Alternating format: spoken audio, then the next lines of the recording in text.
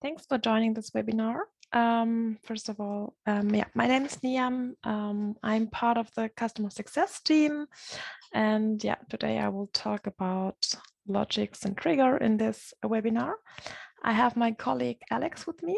She will support me with the questions.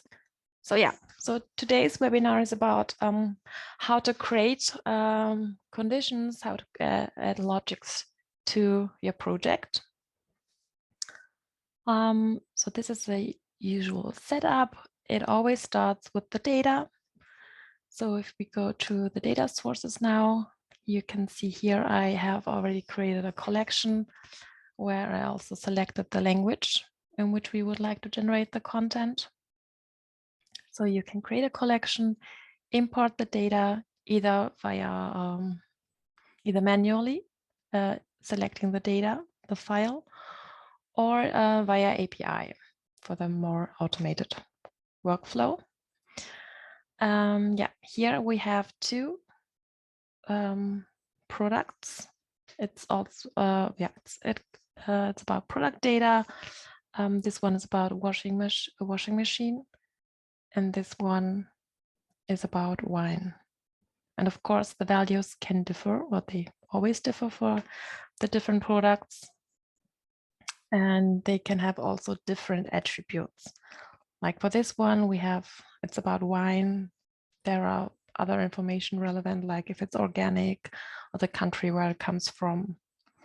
And for the washing machine, we have information about the energy label, for example. So good for that. Let's go to the composer now. I prepared these two statements.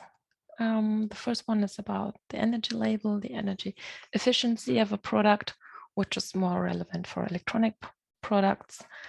And then we have a more general one about shipping costs. This is more shop specific information that's not definitely always only based on one product. Okay. Good. So for now, we have no conditions, no triggers added yet. So both statements are always true. You can see it here. The statement trigger for both statements, it will be always used. So there's no specific condition when to use this. Same for these branches. So these are for now randomized. Both are always true. So there's also no specific trigger when to be activated. All right, so as we have seen, not all products have an energy label. We definitely need, first of all, a statement trigger. So let's just start first with creating the containers. So this one, here we need the information about the energy efficiency. Let's switch to the other product. Here we have it. So what you can see here on the left side is information that can be used in the text. This one is already used. As you can see here, I created those containers, and these are the suggested ones that are not in use yet. So I can just drag and drop it to this container. And you can see here now it's inserted. The variable has been created and it's on the top now. And if we go now to the transform part, you can see here, this construct has been created automatically.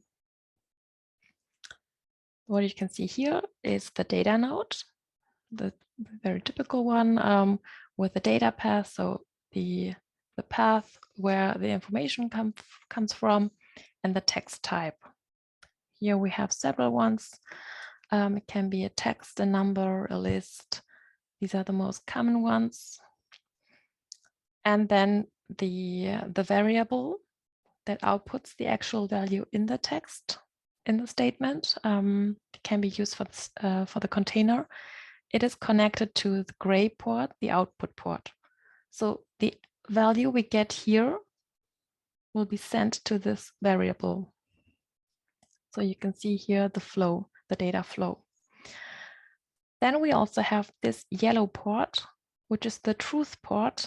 So it gives information if the data has a value at all. So you can attach also a variable to this one.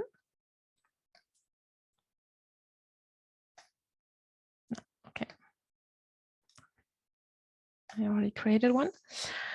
And as soon as you connect it with this variable, this it also turns into yellow, which is always for truth, for conditions in our tool.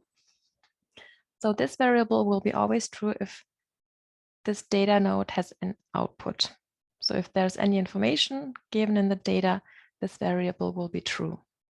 So this yellow port either can be true or false, depending on if there's a value. So let's rename this this variable, as it makes it easier later for use. So if I insert it here, instead of using always this statement, I can select the trigger variable I just created. And you can see here in this scenario, it's activated for this product as we have a value. If I switch to the other one, the wine that has no information about the energy efficiency, it's, as you can see here, it's deactivated. So this statement won't appear for this product. All right. So the first branch, first sentence is rather pretty general. So it just gives information about what kind of class it is.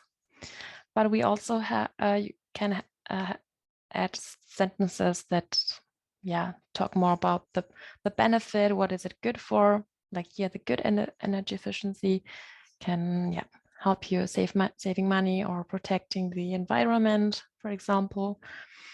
So for that, so if you only want to use this sentence for specific values, we can create a condition. For that, we need to go to the transform part. And here on the left side, we have these condition nodes. I will show you the difference of them. So the first one is the condition.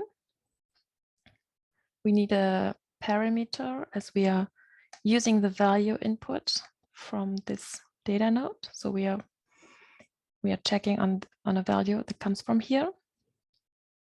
We can rename the parameter. And for example, in the truth expression, we are free to write the condition we want to check. So we can ask for if A is in label, which is true in this case. The other option is the decision node. Here you can also check on specific values. The good thing here is you don't have to write the expression on your own. You can just type in the values you would like to check for. So like energy efficiency classes are from A to G, I think. And if you want to make sure just to check on the best 3, you can check for A, B, C. And so with this one, you can collect multiple conditions within one switch node, checking for specific values like A or B or C. In the condition node, you're more flexible, as I already mentioned. You can also add other scenarios like A or B in label. So you can cluster, you can combine several values within one condition. The switch one or the decision one just asks for one value, for one specific. That's the difference here. And here, if we say we want to check for A and B, both are good for efficiency, we can use this condition. Again, rename it.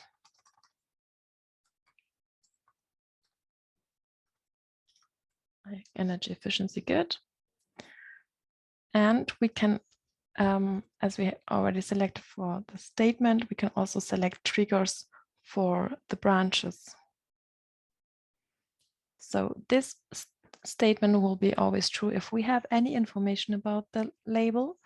And this one is more specified just for A and B labels. So for now it's randomized, but only if this is true, this one can be used as well. Okay. Then the next statement is about shipping costs. Let me quickly switch to the other test object. So yeah, here we have two different scenarios. The first one, the customer will be charged with a flat rate. And he just gets the information if he orders products for more than 50 euros, the delivery will be free of shipping costs.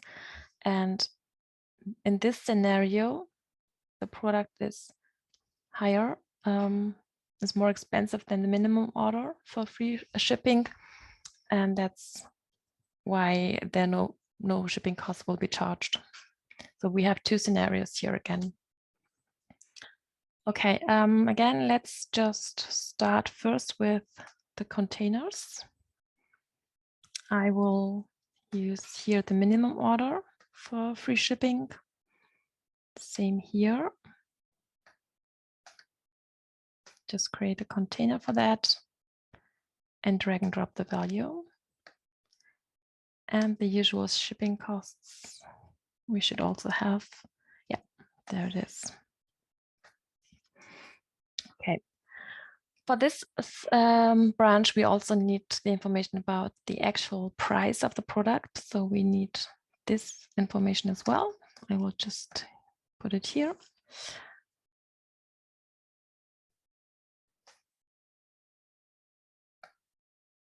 Okay, not at this place. Okay, so these are the variables that has been created for now. Let's go to the transform part.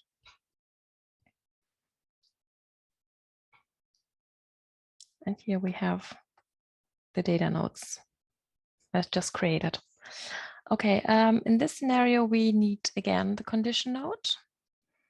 And we want to check now if the value, if the price of the product is greater than the minimum value. For that, we need two parameters.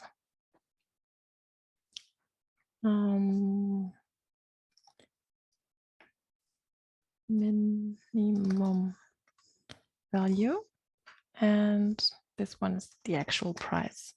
So we can connect these output parameters with the condition node as we're using the values from here in this condition.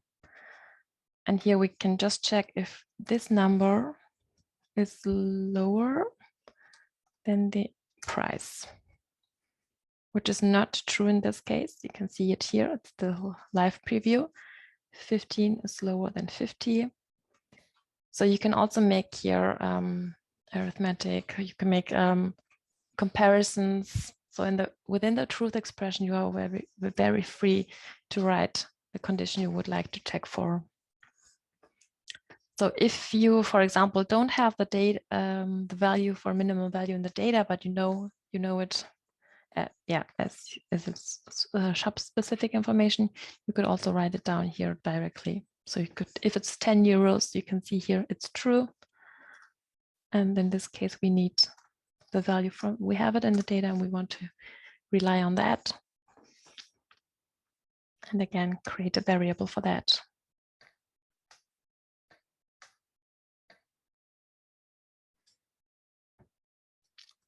So let's say it's free shipping. And yeah, for this statement, we also haven't created yet the statement trigger for the complete statement. It's about the shipping costs.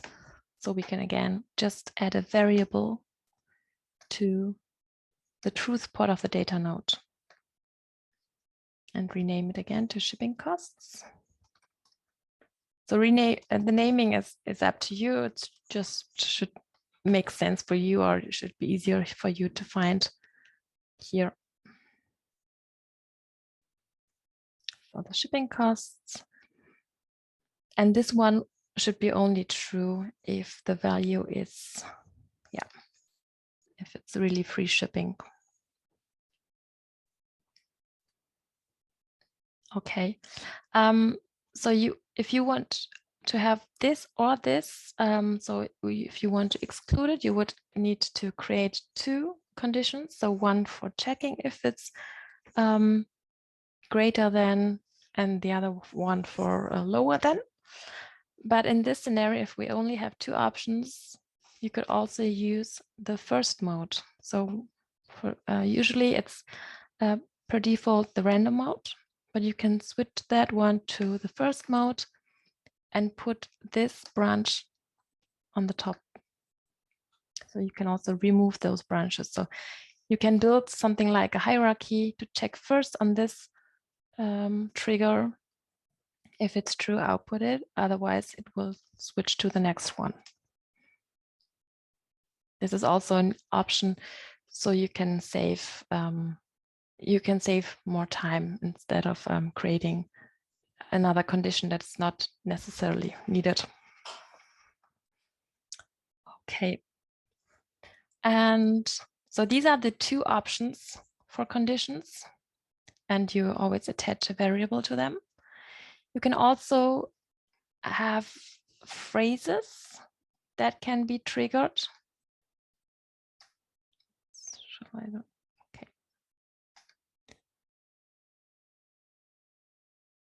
So here again, you can see the yellow part that can be connected to the truth part of the data node, or as well as the condition. So for example, if you want to make something like bullet points and want to say, okay, this one bullet is about free shipping, you could connect this phrase node with a condition. We have one phrase node about free shipping, then we have another one for, these can be very general ones that are always true, like fast shipping. So let's say this is always true. And there are also other information like a guarantee to send it back through 30 days, money back, for example. Money back guarantee. And you can put all of them into one group.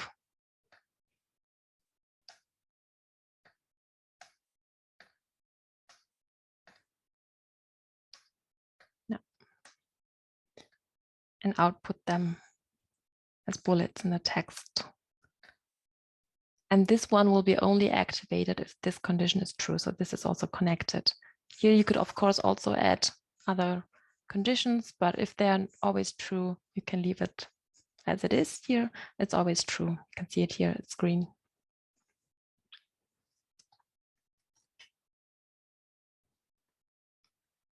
Let's add another statement. More information about your order.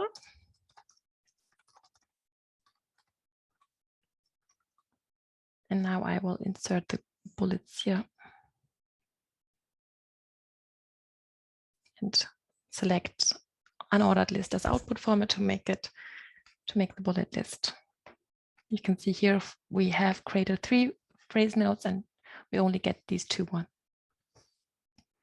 So yeah, what I wanted to show you is there are several ways of adding conditions or logics to your project. Those can be added on within the right part, on statement level, on branch level.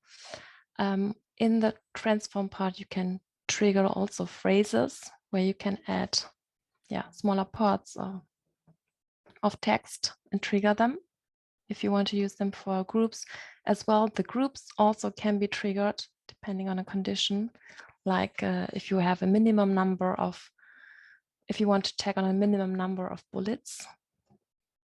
And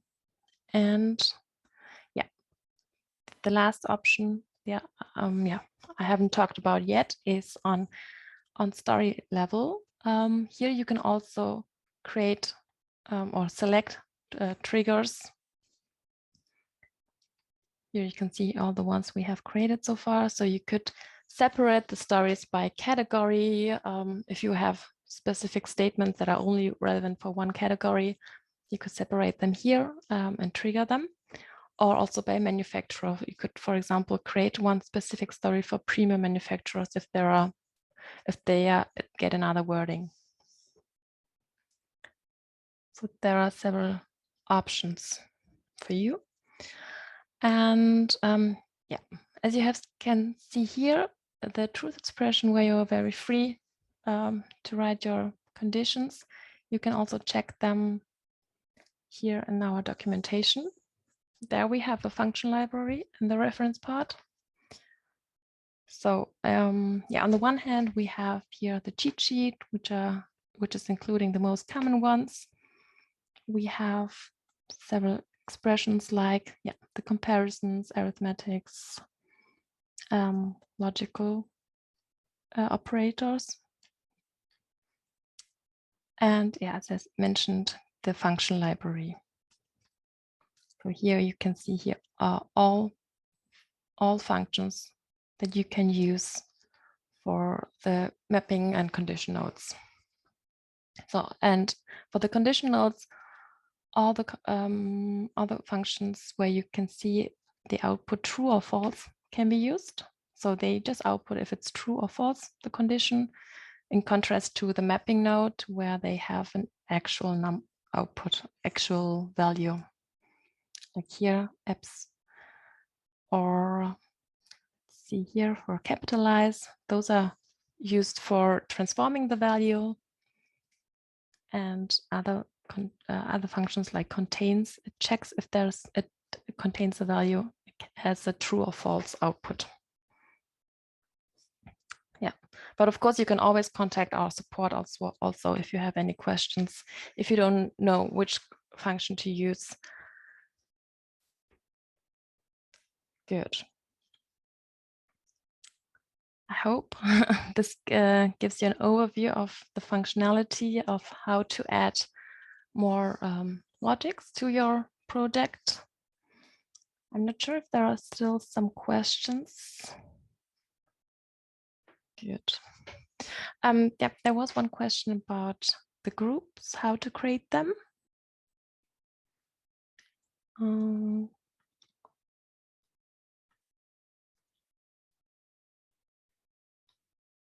So yeah, either you can create them here by having those phrase nodes, creating those phrase nodes, where you can also insert values from the data.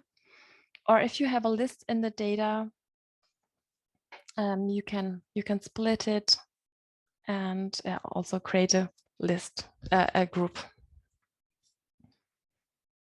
But if you need more, more explanation to that for this a little bit different other topic, you can always contact our support for that.